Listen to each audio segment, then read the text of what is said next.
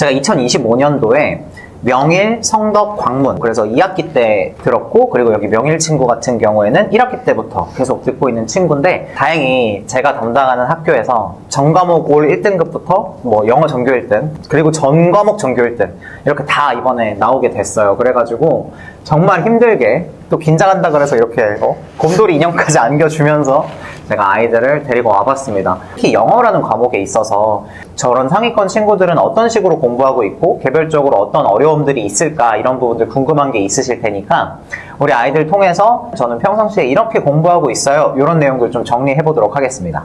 먼저 자기소개 한번 해볼 건데 먼저 광문고 다니고 있죠? 네, 소개해 주세요. 네, 안녕하세요. 저는 광문고 예비고2 조민진입니다. 오, 반갑습니다. 광문고 이번에 영어 전교 1등 했고 뭐 당연한 거고 100점이니까 그제? 그리고 전과목도 전교 1등으로 마무리를 했죠. 그래서 제가 학생 동의를 구해가지고 성적표는 이렇게 딱 붙여드릴 겁니다. 당연히 여기 성적표도 붙여줄 건데 소개 한번 해주세요. 네, 안녕하세요. 명일여고 예비고2 차도윤입니다. 차도윤 씨 박수. 그리고 도윤이 같은 경우에는 사실 제가 1년 내내 봤어요. 처음 1학기 때 점수 얘기해도 되나요? 네. 처음에 중간고사 때 1학년 1학기 중간고사 때 38등이었어요. 근데 38등이면 사실 이게 17등까지 그때는 16등까지가 1등급이었으니까 사실상 2등급, 3등급 뭐 이 정도 느낌이거든요. 거의 2등급 상위권도 아니고 학교 영어 좀 어땠는지 어떤 특징들이 있는지 먼저 간단하게 이야기를 해주면 좋을 것 같은데 광문고등학교는 혹시 어떤 특징이 조금 있는 학교야? 딱 한 문장으로 얘기하자면? 범위가 많은데 외부 지문도 많다. 범위가 평균적으로 7, 80지문이기 때문에 굉장히 많아요. 근데 또 여기서 2025년부터 진행이 된 거죠. 소재 연계가 또 진행이 되기 때문에 아이들 시험 범위에 없었던 그런 지문들이 이번에 14문제 나왔고 사실상 이번 기말고사 같은 경우에는 전 지문 다 변형 이런 식으로까지 출제가 됐었던 것 같아요.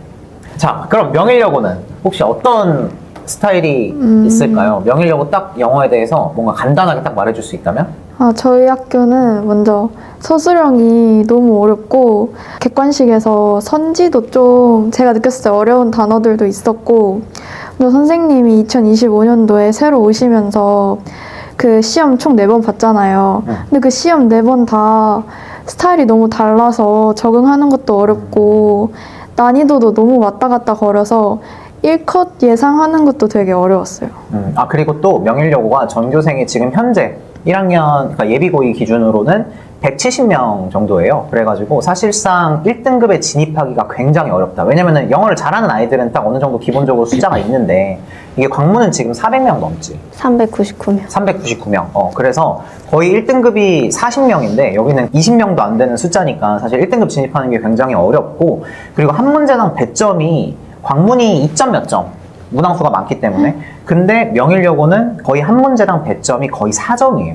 그래서 사실상 한 2문제만 틀려도 2등급이지 않나 이 정도로 생각을 해주시면 되는데 혹시 서술형은 뭐 때문에 좀 가장 어려웠던 것 같아? 서술형은 저희 요약문이 많은데 변형도 많이 하시고 선생님이 문장을 좀 많이 만드셔가지고 어려웠어요. 서술형은 이제 요약문으로 뭐 장문 요약문 그리고 이제 조금 짧게 나오는 그런 변형 주제문 이런 거 나오는 거잖아요. 그죠? 네. 완전한 문장을 서술하거나 아니면은 빈칸을 좀 채워 넣는 그것도 단어를 결국 채워 넣는 거죠. 그래서 결국에는 단어 학습이 좀 명일에서는 관건이 될 것 같고 그리고 광문에서는 아까 얘기했던 것처럼 지문 범위가 굉장히 많다 보니까 이 많은 범위들을 다 공부하면서 외부 지문까지 대비해야 되는 이런 게 조금 어려웠던 것 같아요. 자, 그러면 우리 지금 각각 전교 1등 학생들이 각 학교의 이런 특징들을 딱 얘기해 줬는데 본인이 지난 1년간 공부하면서 이거는 내가 생각해도 너무 어려웠다. 나에게 있어서의 역경이었다. 그리고 그걸 지금 이런 식으로 극복을 했고 뭐 이런 게 있다면 좀 알려주면 좋을 것 같은데? 저는 단어 외우는 게 별로 안 좋아하기도 하고 자꾸 외우면 까먹어가지고 보람이 없어서 이제 그게 너무 어려웠는데 그냥 우영쌤이 찝어주신 단어만 충분히 외워도 시험 커버할 수 있어서 좀 극복할 수 있었던 것 같아요. 또 단어 제 얘기를 해주니까 너무 고마운데 그 단어 생김새, 모양 그런 걸 외우게 되면은 또 영단어 한글뜻 이렇게 많이 외우다 보니까 막상 시험에 딱 들어갔을 때 적용을 못하는 경우가 많아. 그래가지고 그 단어의 어근이나 뭐 어떤 전미어가 붙었는지 어떤 접두어가 붙었는지 이런 거에 따라서 또 단어의 그런 생성 원리 이런 걸 또 설명해 주는 게 도움이 많이 되는 것 같은데 그렇게 외우라고 항상 얘기해주고 있죠. 그죠? 네. 단어 시험 볼 때도 마찬가지고. 광문은 어때요? 사실 연계되는 지문이 나왔을 때 중간고사 때도 딱 어려웠던 문제들이 있어서 거기서 약간 좀 난항을 겪었거든요. 근데 이제 이번에 쌤이랑 수업하면서 사실 쌤이 어떤 거 연계 나올지 약간 예상되는 걸 미리 좀 찝어주시니까 시험 볼 때 그냥 무작정 처음부터 다 읽어보는 게 아니라 그래도 어떤 게 나올 수 있겠구나라는 생각을 하면서 읽는 게 도움이 많이 됐던 것 같아요. 한 가지 꿀팁을 드리자면 광문은 인문, 사회, 경제, 철학, 심리는 무조건 연계입니다. 완전 순수 과학 안 나올 가능성이 높고 왜냐면은 시험 범위가 워낙에 많은데 지문이 그 안에서 일부만 선별을 해가지고 또 내는 거기 때문에 알겠습니다. 그럼 이제 어떤 식으로 영어 공부하고 있는지 아이들의 입을 통해서 가장 사실적으로 좀 말해줄 수가 있을 것 같은데 아까 단어 어렵다고 했는데 단어 학습은 평상시에 어떻게 하고 있어? 그냥 우영쌤이 만들어준 단어장 암기랑 그 다음에 수업 시간에 지문 공부할 때 단어 하면서 선생님이 유의어 반의어 알려주시잖아요. 그거 같이 공부하고 있어요. 하긴 내가 또 판서할 때 수업할 때 제일 많이 신경 쓰는 게 단어기는 해요. 그래서 제가 항상 하늘색 펜으로 단어를 써주는데 하늘색 분필로 단어 그런 식으로 하고 있고 그 판서에 나오는 걸 내가 항상 최우선으로 얘기하는데 그런 거 중심으로 일단은 공부를 하고 있는 거죠. 민지는 평상시에 단어 따로 외우거나 왜냐면 단어가 사실 중요하잖아. 지문에 나오는 단어는 다 외우고 그리고 거의 시험 직전 때는 쌤이 약간 범주화해서 적어주신 단어들을 위주로 많이 봤던 것 같아요. 맞아. 범주어. 범주어가 진짜 중요한 게 결국에 그냥 흔히 알고 있는 유의어, 반의어가 A라는 소재에 대해서 긍정적인 얘기를 했다 하면은 그 긍정 범주라는 게 생기거든요. 그래서 그 긍정 범주 안에 들어갈 수 있는 단어들 그게 유의어가 되는 거고 그럼 반의어는 부정 범주에 들어가는 단어겠죠. 그래서 이런 맥락에 따라서 범주화를 시켜준 유반의어를 따로 알려주는 게 그리고 그걸 중심으로 학습을 하는 게 결국에는 명일에서 어려워하는 장문 요약문 안에 단어 쓰는 거라던가 아니면은 흔히 보여주고 있는 빈칸 추론 같은 거에 나오는 문제 아니면 어휘 문제 이런 건 모든 학교 공통이니까 이런 데에 좀 도움이 될 것 같아요. 그럼 혹시 독해 같은 거 할 때 두 친구 모두 좀 어려웠던 부분은 없었어? 네, 사실 제가 단어가 약해서 독해가 잘 안 되거든요.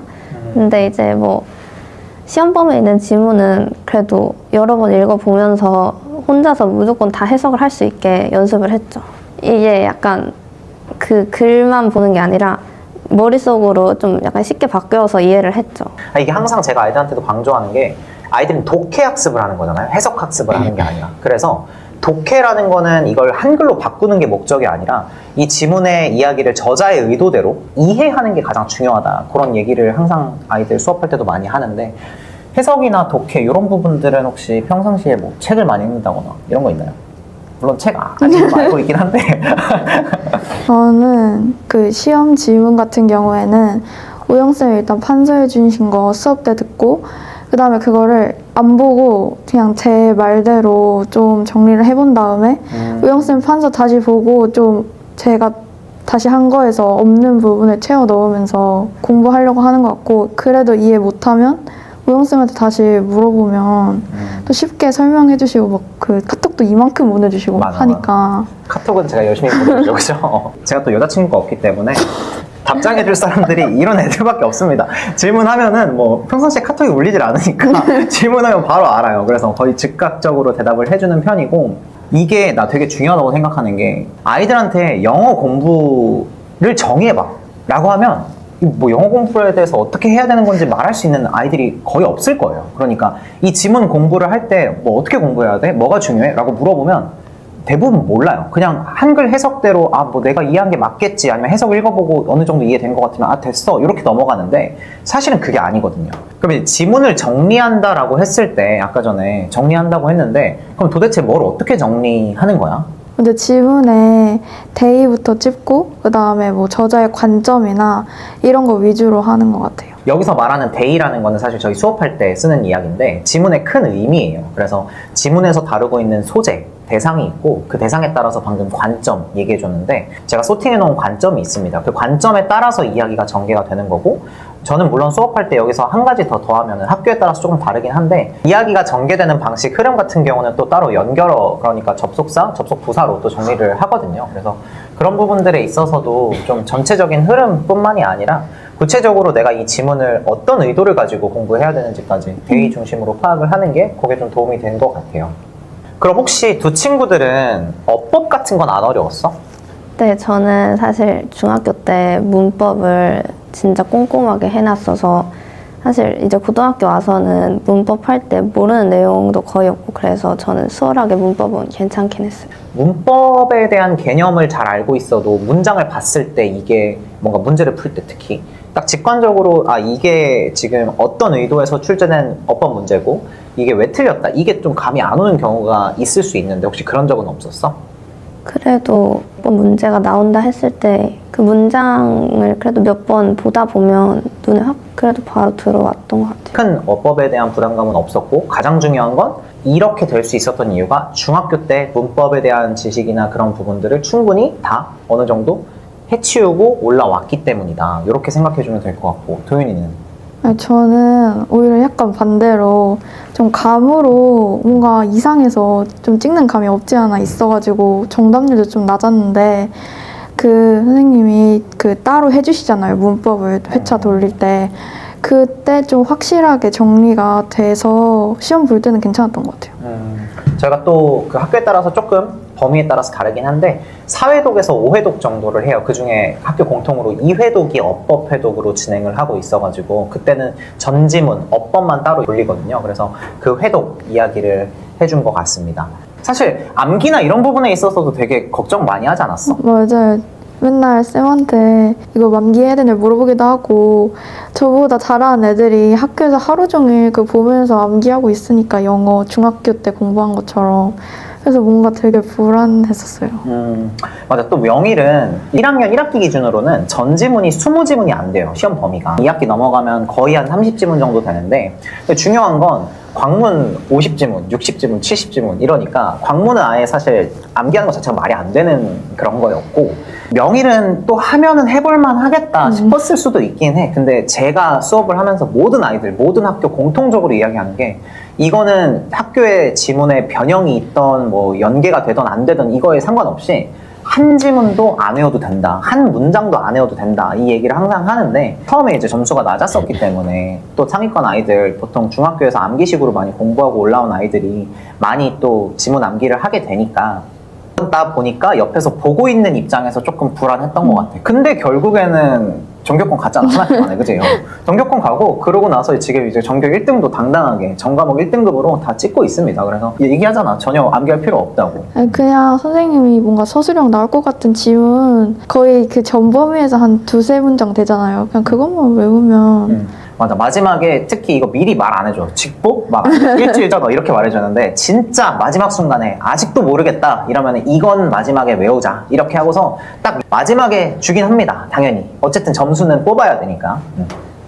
그리고 민진이도 애초에 2학기 때 이제 내 수업을 처음에 들으러 오게 됐던 이유가 이전에 암기했던 스타일이랑 이런 거랑 조금 달라서잖아. 사실 제가 중학교 때까지도 영어를 할 때 암기를 안 했었거든요. 근데 이제 고등학교 올라와서는 처음 갔던 학원에서는 그냥 문장을 계속 외우라고 하고 그 외우는데 시간도 너무 많이 들고 비효율적인 것 같고 해서 사실 암기하는 게 맞나라는 생각을 계속 하면서 1학기까지는 공부를 했었거든요. 근데 이제 2학기 중간 때 그렇게 암기를 했는데도 점수가 안 나오는 걸 보니까 진짜 이건 안 되겠다 싶어서 이제 쌤한테 온 거지. 광문과 명일 기준으로 말씀을 드린 거지만 전 사실 학교마다의 조금 경향성에 맞춰서 갈 뿐이지 이 공부를 해야 되는 원리나 기조 자체는 다 유사하고 동일하게 가고 있기 때문에 모든 학교에서 다 적용을 해볼 수가 있을 것 같아요.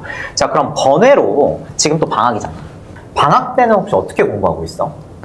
저는 윈터 갈까 고민을 진짜 많이 했는데 제 친구가 막 윈터 들어갔는데 막 2주 만에 돈 버렸다고 나오고 막 이런 거 보고 그냥 학원도 다녀야 되니까 윈터 가면 아예 못 다니잖아요. 그래서 관리형 독서실을 다녀서 그때 가서 공부하고 이젠 학원 가겠다 이렇게 할 수 있으니까 그냥 같이 독서실 다니면서 학원 다니기도 병행할 수 있을 것 같아요. 그리고 도윤이는 지금 단과를 다니고 있잖아. 맞아요. 그래가지고 단과는 또 이제 원하는 과목을 원하는 선생님한테 이제 선택해서 들을 수가 있는 거기 때문에 원하는 방식으로 좀 커리큘럼을 짜볼 수가 있었다. 그리고 민진이는 방학 때 어떻게 공부하고 있어?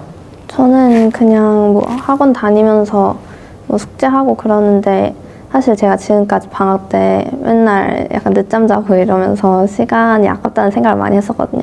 그래서 이제부터는 안 되겠다 싶어서 일찍 일어나서 공부를 하고 있습니다. 자기 관리를 열심히 하고 있다. 너무 좋네요. 일단 방학 때 뭔가를 쉰다. 이거는 사실 좀 말이 안 되고, 왜냐면 그 쉬면은 개학하고 나서 뭐 다들 열심히 해요. 열심히 안 하는 사람은 다 열심히 하는데, 전교 1등 하는 친구들도 방학 때 절대 안 쉽니다. 그리고 방학 때 쉬고서 다시 개학하면은 다시 열심히 할게요. 그 열심히가 안 돼요. 더 열심히 해야 돼. 아니, 더 열심히가 아니라 그냥 갈아 넣어야 똑같아지는 거야. 그러면은 거기서 점수를 올리고 싶다? 그러면은 낭비할 수 있는 시간이 없는 거지.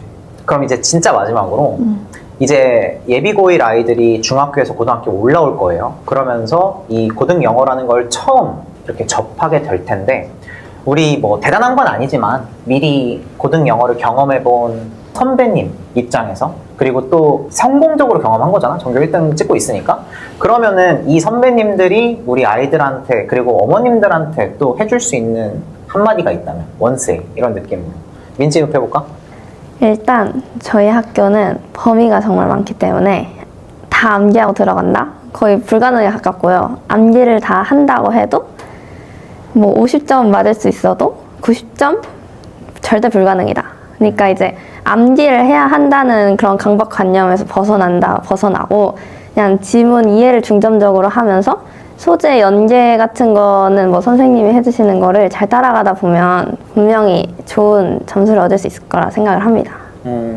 맞아. 또 잘 얘기해줬던 게 25년도 기준으로 이게 광문의 기조가 완전히 바뀐 게 변형도 많이 되고, 이번 기말고사 사실상 전 문항 원문이랑 똑같이 나온 지문이 하나도 없었어요. 이번 지난 기말고사는. 그리고 외부 지문 아예 나오게 되면은, 이번에 14문제 나왔는데 외부 지문까지 나오게 되면 사실 외우는 게 의미가 없어지거든요. 그러니까 뭐 한 50점까지는 나올 수 있겠죠. 지문을 다 외웠으니까. 근데 전 지문 다 외워서 50점 맞는 게 큰 의미가 없다. 이런 얘기인 것 같습니다. 그래서 정직하게 이제 내용 중심으로 공부하는 게 그게 가장 중요하다. 이런 얘기를 해줬던 것 같고, 영일은 혹시? 저희 학교는 아까 우영쌤이 말한 것처럼 그 한 문제당 배점이 진짜 크기 때문에 정말 그 지문을 되게 꼼꼼히 봐야 되거든요. 그리고 애초에 저희 학교 선생님 수업 스타일도 되게 지문 하나를 되게 열심히 연구하신 느낌이 나가지고, 그 딱 시험 문제를 볼 때 지문에 내용이 좀 이렇게 파박 떠올라야지 시험 볼 때 시간도 안 부족하고, 그래서 우영쌤이 저희 학교 같은 경우에는 지문도 적으니까 거의 1시간에 한두 개 해주시잖아요. 엄청 꼼꼼하게. 그래서 그게 도움이 진짜 많이 되는 것 같아요. 또 이게 스타일이 조금 달라요. 강의 스타일이. 왜냐면은 일주일에 보통 주 2회반 기준으로 한 10지문 정도 명일은 나간다고 했을 때, 광문은 일단 일주일이 아니라 그냥 한 타임에, 그러니까 하루에 최소 뭐 15개씩은 나가니까. 근데 이제 광문은 그럼에도 불구하고 그 내용을 명확하게 가져가는 게 중요한 거고, 이거는 내용은 당연히 가져가는데 지문 자체의 그런 구성, 흐름, 논리 이런 것까지 다 진짜 뜯을 거 다 뜯어야 된다고 얘기하거든요, 제가 명일은.